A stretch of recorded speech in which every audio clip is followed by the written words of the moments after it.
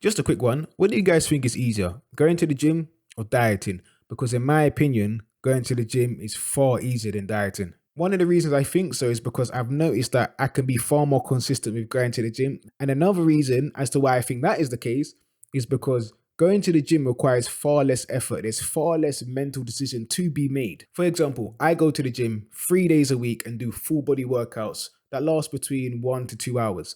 I have to make the decision to go to the gym 3 times a week, and that is it. Once I've done that, I'm finished. On the other 4 days, I don't have to think about gym.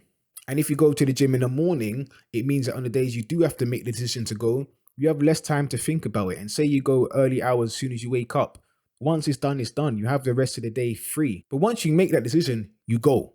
And that's it. Yeah, sometimes whilst you're there, you're thinking, I'm not feeling it. Should I go home early? But to me, that's rarely the case. That doesn't happen that often. Now compare that to dieting, and you have to constantly be aware of the food you consume throughout the day, every day. Say, for example, you consume 3 meals a day, right? That's 3 decisions you have to make per day. And that's not even including the snacks. That's not even including all of the drinks. Like, you have to fight that urge to, I don't know, eat something sugary or eat a bit too much or sprinkle a bit in too much cheese on your plate. I don't know. And then because food is consumed in numerous settings, you got to think about this whilst you're at home, whilst you're at school, whilst you're at work, at social settings. Everywhere you go, you have to think about the food you're eating and at least be aware of what you're doing. If you want to go on a weekend with your friends and you want to drink alcohol, well, you have to be cautious because alcohol is very, very bad for you. If you want to have a little treat, treats are normally sugary, treats are normally bad. You have to be cautious of that. Going back to the gym, it's one decision whether to go gym.